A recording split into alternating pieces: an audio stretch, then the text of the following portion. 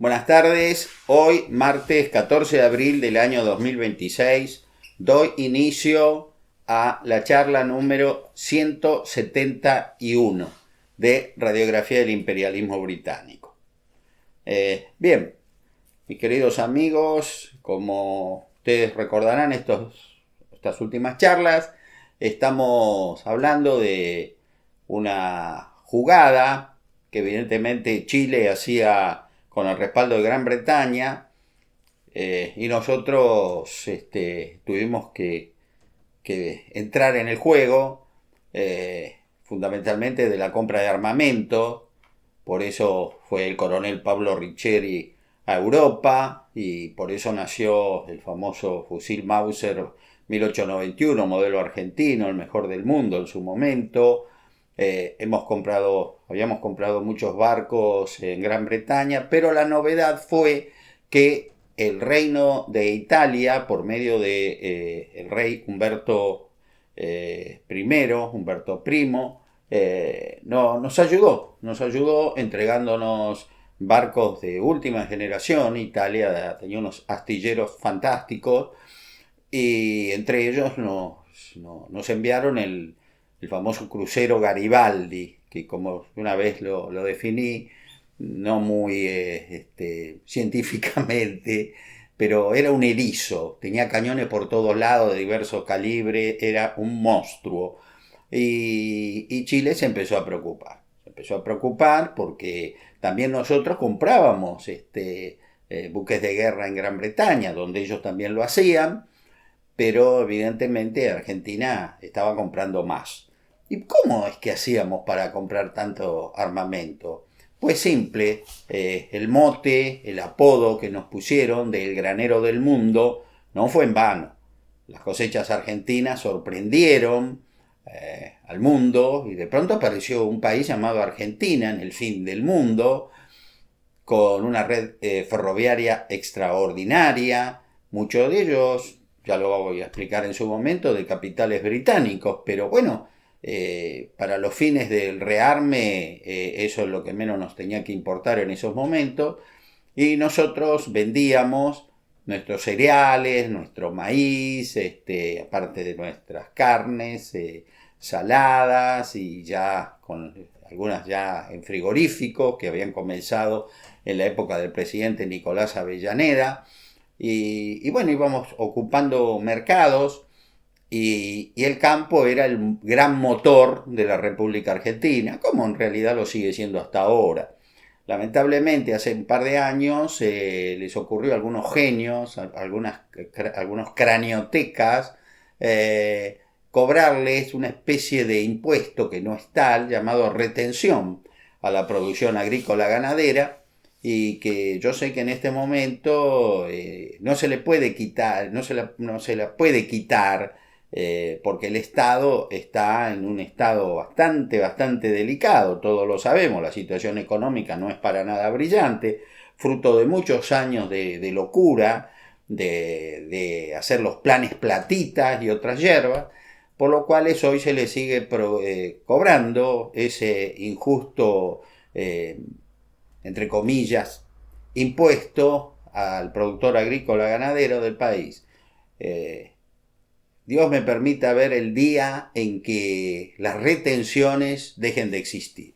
Por favor, lo que va a ser la producción del campo, sin ningún límite, sin ningún despojo a lo que va a llegar. En este momento que la guerra del Medio Oriente no solo no se detiene, sino que lamentablemente todo indica que esto se va a incrementar, va a continuar con un precio del barril de petróleo a $110. Cuando empezó esta guerra estaba en los 60, $65, fíjense, ¿no? El incremento. Bueno, yo el otro día en un programa de televisión vi al ingeniero Marín Martín, no recuerdo bien su nombre, el jefe, digamos, de YPF, que dijo que este año se tenían pensado obtener por todas las exportaciones de petróleo y gas una suma cercana o apenas superior a los 30.000 millones de dólares, 31.000. y que según las estimaciones que se están haciendo, las últimas estimaciones, nuestras exportaciones de combustibles, líquido y gaseoso, llegaría a los 45.000 millones de dólares. O sea que, y con perspectiva de seguir incrementándose, porque se han destruido grandes fábricas, digamos, de producción de gas en Medio Oriente, y ya han venido, por ejemplo, personas, funcionarios de energía de Europa. En Europa se consumen muchas garrafas, y bueno, para ver si ya el año que viene pueden empezar a comprar garrafas de gas argentino, ¿no? Que somos uno de los pocos países que dentro de esta locura podremos llegar, es repugnante lo que voy a decir, pero bueno, es así, a obtener algún beneficio del conflicto. Mientras, por ejemplo, acá el combustible ha aumentado, y todos los que tenemos autos lo notamos, un 20%, por ejemplo, Chile, ya que estamos hablando justo de esto que ocurrió en 1890, 90 y pico, Chile ha debido aumentar el precio de los hidrocarburos en un 70%. O sea que muchísimo. Ahora por un tiempo, bueno, no va a haber aumento, vamos a ver cómo sale la cosa. No sé si la guerra continuará, esperemos que no, verdaderamente esto, ya lo dije otra vez, es una locura. Pero Argentina, vuelvo a repetir, siendo muy triste, el enfrentamiento puede llegar a venirnos bien.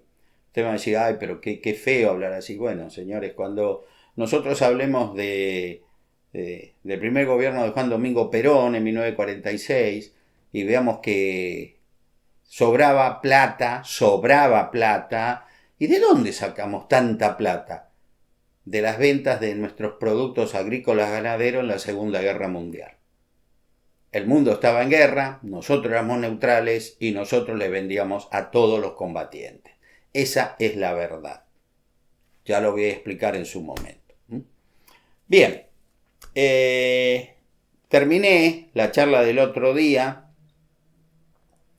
contando una actitud muy destacada del capitán de navío Onofre Bedveder, a quien los directivos de astilleros británicos le extendieron un cheque por esas comisiones de servicio, coimas, por 300.000 libras esterlinas. Y este hombre endosó el cheque a favor de la República Argentina en vez de ir a cobrarlo para él y no decir nada, decir mutis por el foro, y dijo, bueno, este dinero es para la patria, y donó 300.000 libras esterlinas.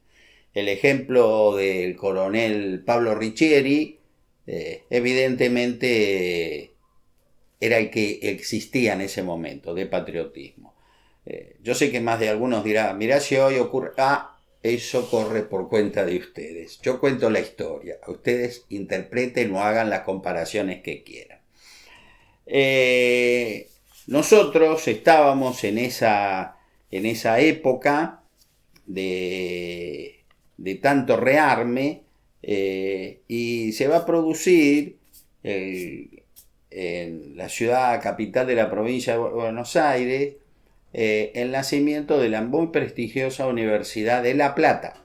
La misma fue fundada el 14 de abril de 1897 y siendo su primer rector el prestigioso escritor riojano Joaquín B. González, ¿no? La Universidad de La Plata en pocos años ocupó un lugar de privilegio en el mundo, y sigue siendo hoy una prestigiosa alta casa de estudios, como así también lo es la Universidad de Buenos Aires, de la que yo egresé como abogado allá lejos y hace tiempo. Bien, informados por el servicio de inteligencia desplegado en Europa y en Argentina, las adquisiciones navales precedentemente mencionadas en Italia, los chilenos, como dice, pusieron las barbas en remojo. Ellos sabían que habíamos adquirido el Garibaldi y luego el Belgrano, el Porredón y el San Martín. Y más de eso no sabían, porque no habían en Italia, verdaderamente los italianos protegieron bien el secreto militar de cada una de esas naves. Los astilleros británicos, por supuesto, le brindaron toda la información habida y por haber de lo que les habíamos comprado a ellos, pero en los astilleros italianos, hicieron agua por todo lado. Ante este rotundo fracaso, ante la imposibilidad de obtener esa información, el embajador chileno ante el Reino de Italia, concurrente con el Imperio Alemán, Ramón Subercaseaux, envió una nota a la Cancillería italiana expresando que las ventas de esas poderosas naves no colaboraban en mantener la paz con Argentina. La protesta no tuvo ningún efecto, ya que por intervención directa del rey Humberto I, dichas naves nos fueron entregadas sin inconveniente alguno. Yo creo que los argentinos le debemos a ese gran monarca italiano, Humberto I, un merecido reconocimiento. Hay muchas calles en el país que llevan su nombre, eso lo acepto. Acá en Quilmes tenemos una, por ejemplo. Pero yo creo que se merece un poco más, un poco bastante más. Fue un gran amigo en un momento de dificultad. Y eso, señores, no hay que olvidarlo jamás. En la memoria de la Armada Argentina de 1898 se expresa que con esos 4 acorazados adquiridos en el Reino de Italia se podía organizar una escuadra de primera calidad que, sumados los 4 buques menores comprados en Gran Bretaña en los últimos años, nos daban un desplazamiento de casi 50.000 toneladas, exactamente 49.918 toneladas. Y yo acá efectúo este cuadro comparativo de las armadas argentina y chilena, y por primera vez en nuestra historia nosotros superamos a la armada chilena. La lectura del mismo, ¿no?, el análisis del mismo, nos permite comprender lo positiva que fue la gestión en materia de adquisiciones. La verdad que fue brillante.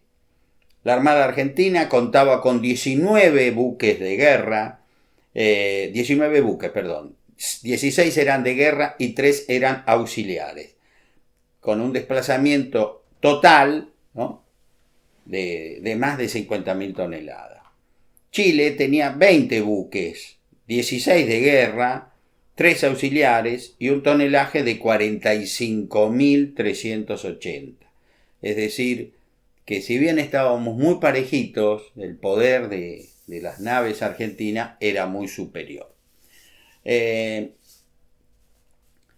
marzo de 1898, el gobierno del doctor José Evaristo Uriburu va a tomar una medida verdaderamente esperada hace mucho tiempo, pero que en Santiago de Chile fue leída con detenimiento.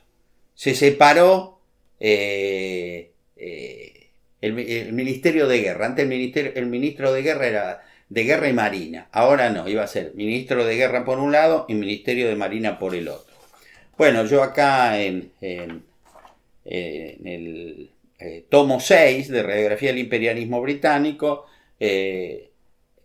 transcribo lo más importante de la ley 3727, Organización de los Ministerios Nacionales, que fue sancionada, fíjense qué cosa, porque Roca quiso que se sancionara ese día, el 11 de octubre de 1898.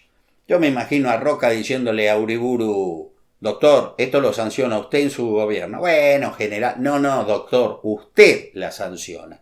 Y bueno, así fue sancionada esta ley que dividió el Ministerio de Guerra del Ministerio de Marina el 11 de octubre de 1898. ¿Y qué importancia tiene hablarte tanto prurito por la fecha? Es que al otro día, 12 de octubre de 1898, el presidente era el general Roca. Entonces Roca, me imagino, porque creo que conozco lo que fue su personalidad, le habría dicho: al César lo que es del César. Esto, doctor, lo hizo usted y esto lo sanciona usted. Yo no. A él le tocó sancionar la ley de la capitalización, pero en medio de un pandemonio. Hacía poco nos estábamos matando felizmente, digamos así, una locura entre hermanos. Pero Roca siempre consideró que la capitalización de Buenos Aires fue obra del doctor Nicolás Avellaneda. Y ahora esta división de la defensa de la patria entre Ministerio de Guerra y Ministerio de Marina, Roca dijo: esto lo hizo usted, doctor Uriburu, y usted es el que la sanciona. Y así fue. Bueno, en el capítulo 99 de Radiografía del Imperialismo Británico, yo me refiero a la realización de las muy importantes maniobras militares de 1896. Volvemos al gobierno de José Evaristo Uriburu. Y comienza este capítulo, el punto 1 dice: la publicación de un libro inquietante y con un título muy llamativo.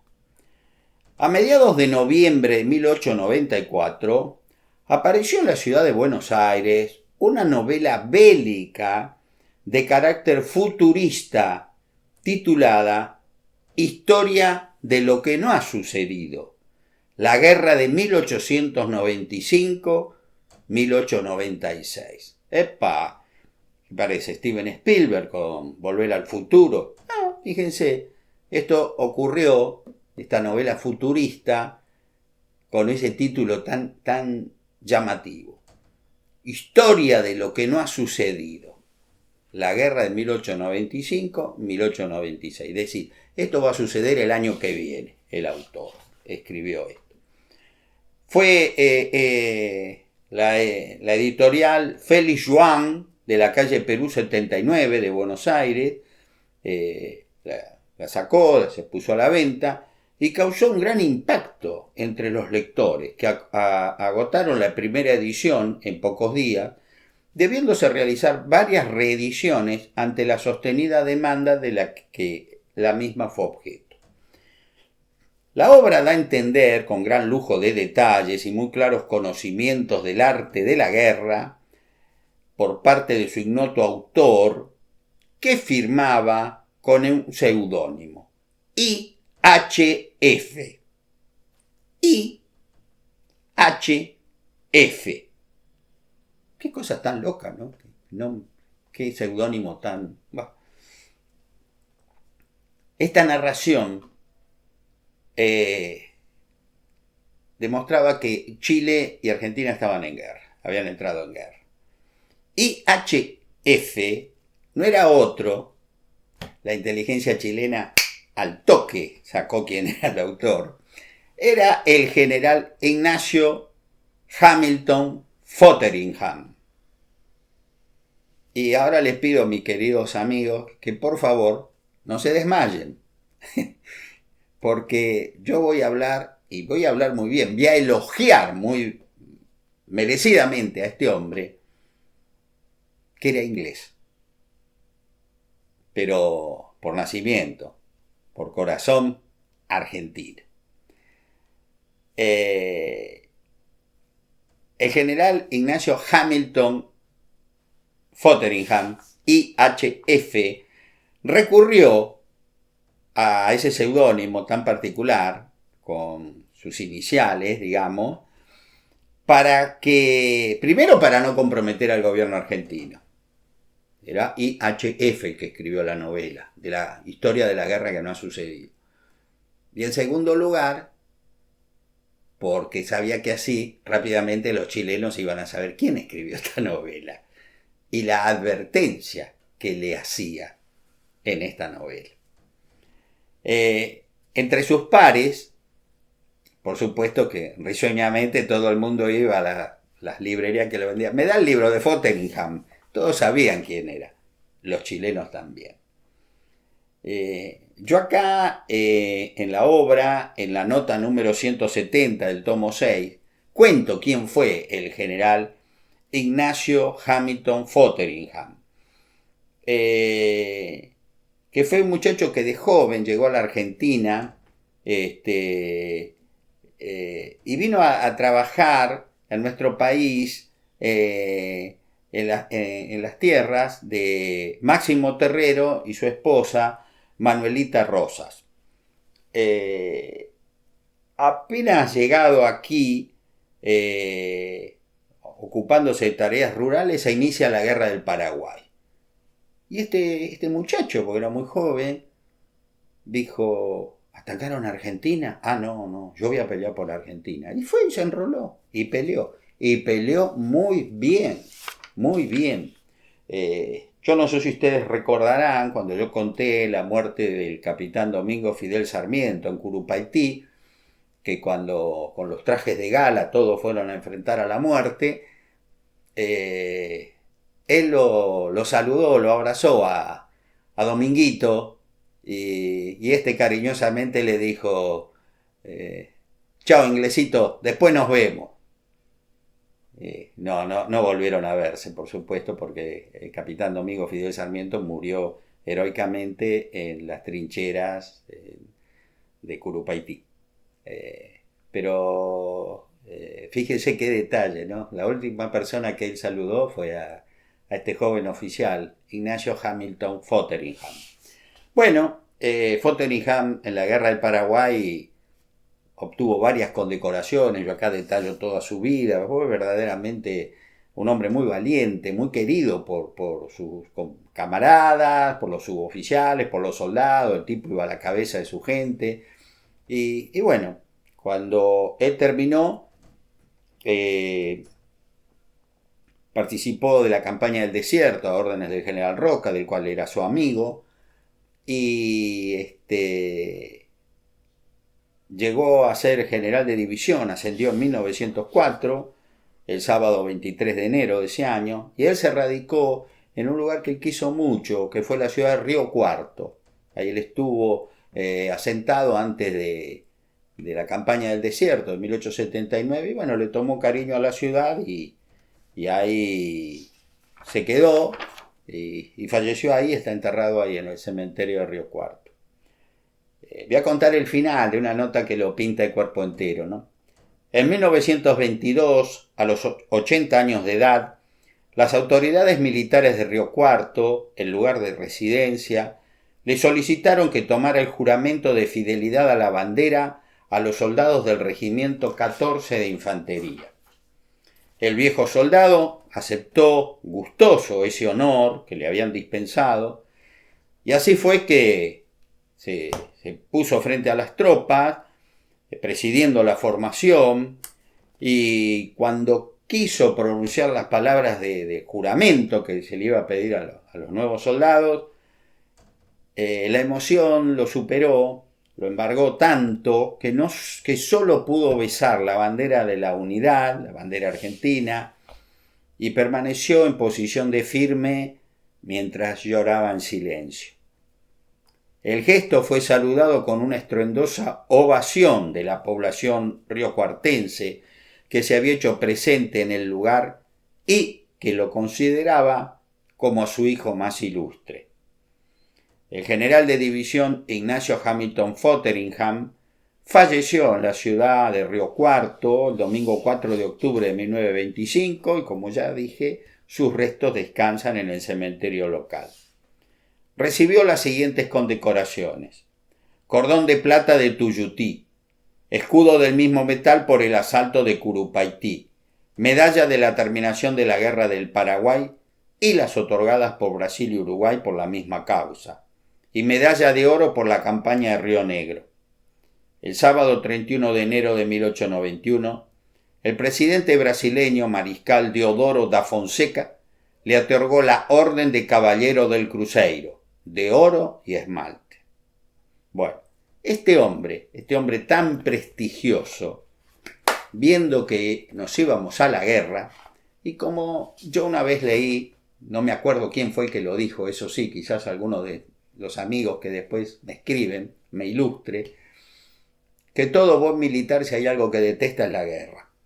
Entonces hay que tratar de evitar esta guerra. Entonces a Ignacio Hamilton Fotheringham, IHF, se le ocurrió escribir una obra de una historia de una guerra que no ha sucedido, para demostrarle a Chile que si se llegaba a desatar la guerra, y aún teniendo ventaja en un principio, con el transcurrir del tiempo, iban a ser derrotados. Era un mensaje de advertencia sobre la peligrosa situación en que nos encontrábamos por la cuestión limítrofe del sur, ¿no? El libro fue ampliamente difundido por el periodismo de la época, por las calidades morales del autor, del que rápidamente todos sabían quién era, y se transformó en su lograda acción de propaganda para poner en conocimiento del pueblo argentino que era una posibilidad muy cierta que podía desencadenarse una guerra por la cuestión fronteriza precedentemente mencionada, pero también a la población chilena. Ojo, que se está por desatar el infierno. Todos sabemos cómo empieza una guerra, nadie sabe cómo termina. Con un atrapante relato, el autor narra los hechos que nunca sucedieron, que provocaron el conflicto armado, los que culminaron con una invasión y ocupación chilena de La Rioja, Catamarca, San Juan, Mendoza, San Luis a través de la cordillera de los Andes. O sea, en esta obra ficticia, lo que nunca ocurrió, Chile logra cruzar la cordillera e invade toda esa serie de provincias. O sea, la ventaja, el primer movimiento fue de Chile. Y también logra hacerse con puntos de nuestra Patagonia, en la que destaca la ocupación de la ciudad de Carmen de Patagones por parte de las tropas del ejército chileno, transportadas por una poderosa escuadra en que se destacan los acorazados Prat y Blanco Encalada, cuya misión era dominar el Río de la Plata para de ese modo, atacados por tres flancos, provocar la rendición argentina. Sin embargo, pese a la sorpresiva invasión y a la excelente calidad de hombres y equipo que dan la ventaja a Chile en un principio, pues superaban largamente a los argentinos, estos logran superar 1001 obstáculos para enfrentarlos, contándose entre los principales aciertos, cortar con la alianza de la República Oriental del Uruguay, zarpando las flotas aliadas a enfrentar a la poderosa flota chilena en el Atlántico. Es decir, en esta novela Argentina logra convencer a Uruguay de ser aliado nuestro, y nuestras escuadras van hacia el sur para enfrentar a la Armada chilena, en esta obra de una guerra que nunca existió. El ataque chileno habría obrado como efecto catalizador de unidad nacional, pues se olvidaron las viejas rencillas y, reforzadas nuestras fuerzas de mar y tierra por miles de voluntarios, enfrentamos a los invasores y a un alto costo de miles de muertos y heridos logramos detenerlos y los obligamos a retirarse sin lograr su objetivo declarado, anexarse la Patagonia. En este punto, la obra resulta muy aleccionadora para los grupos expansionistas chilenos, pues se demostró que se podría sorprender a la Argentina, inferior en materia de defensa y hasta ocupar parte de su extenso territorio. Pero nuestro país, gracias a sus infinitos recursos y al coraje de sus habitantes, esa ventaja inicial a favor de Chile, poco a poco se iba diluyendo, haciendo una empresa prácticamente de imposible cumplimiento el vencernos. Debían triunfar imperiosamente durante el verano, pues no podían darse el lujo de quedar con sus comunicaciones cortadas con su país por más de 6 meses, por las nieves que cubren los pasos cordilleranos, pues al quedar aisladas podían ser destruidos con gran facilidad. Durante el desarrollo de los acontecimientos que se suceden en la novela, Fotheringham demuestra el alto conocimiento de información sensible que tenía, y por supuesto de los altos mandos argentinos, del poder militar y naval chileno, con detalles que demuestran que el servicio de inteligencia desplegado en ese país era muy efectivo, pese a ser, como lo era, inorgánico. Asimismo, sabiendo que ese libro sería leído por personal de la Embajada de Chile en Buenos Aires primero y luego por todo su gobierno, el autor no escatimó información sobre nuestros armamentos y recursos que sabía eran de conocimiento del potencial enemigo. Pero, en algunos temas puntuales, deslizó con gran habilidad verdaderas operaciones de velo y engaño. Es decir, escribió cosas ciertas, cosas reales que teníamos, pero en otras dejó volar su imaginación, de tal manera que confundió a los chilenos que no sabían qué era lo veraz y qué era lo fantasioso. Por citar un solo ejemplo, yo ya esto lo he dicho, expresar que en el puerto de La Plata teníamos en funcionamiento 2 buques de carena, o en Argentina, ¿no? Uno en el puerto de La Plata y otro en Bahía Blanca, lo que no era cierto. Pero luego, en sus conclusiones, expresó que carecíamos de algunas instalaciones navales que él había dicho. O sea, volvió con una gran maestría, verdaderamente leer su obra, que no es muy conocida, a mí me encantó. Y hace poco, como ustedes saben, yo escribí mi primera novela histórica relacionada con el bicentenario del regreso de los granaderos, y le digo que escribir una novela es algo muy, muy, muy lindo, muy simpático, a mí me agradó muchísimo, así que pienso que no va a ser la única, ¿no? Basado en hechos históricos, uno puede hacer, puede amasar, ¿no?, libremente con su imaginación cosas muy, muy, muy importantes, muy interesantes.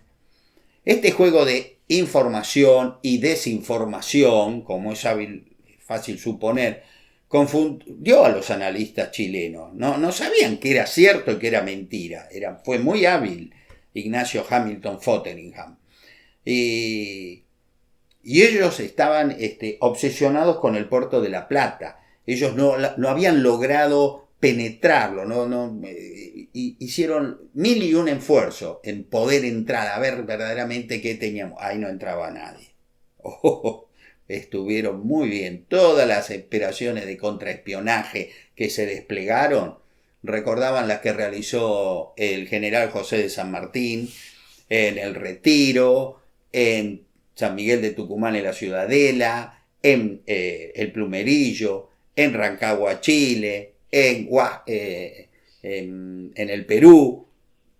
Como dice el dicho, lo que sucede en Las Vegas queda en Las Vegas. Bueno, eso mismo San Martín lo aplicó mucho tiempo antes de que siquiera se fundara la ciudad de Las Vegas, ¿no? Afortunadamente,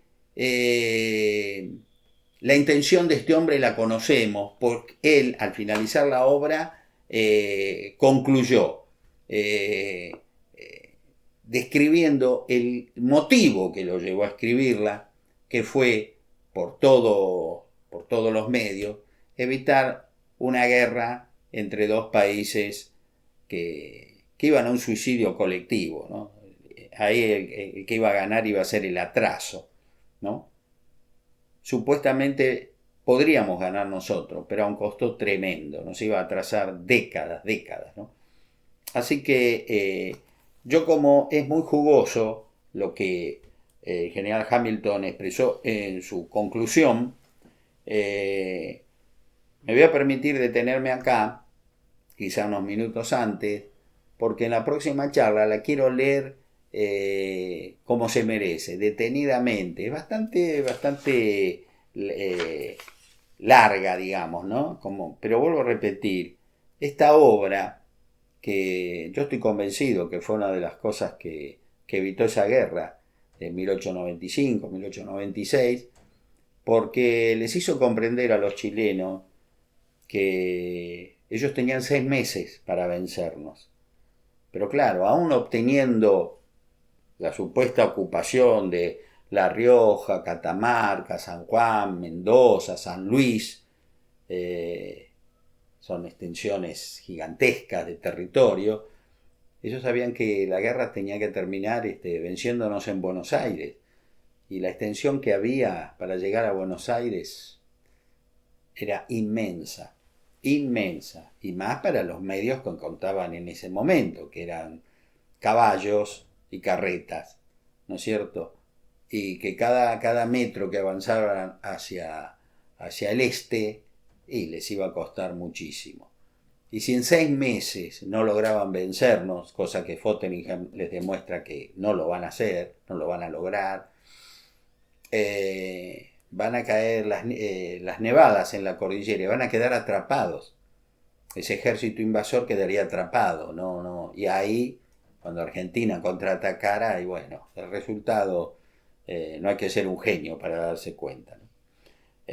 Mis queridos amigos, yo estoy seguro que el 99,9% de ustedes jamás han escuchado hablar de esta obra fantástica del general Ignacio Hamilton Fotheringham, y sé que lamentablemente también muchísimos de ustedes nunca supieron quién fue el general Ignacio Hamilton Fotheringham.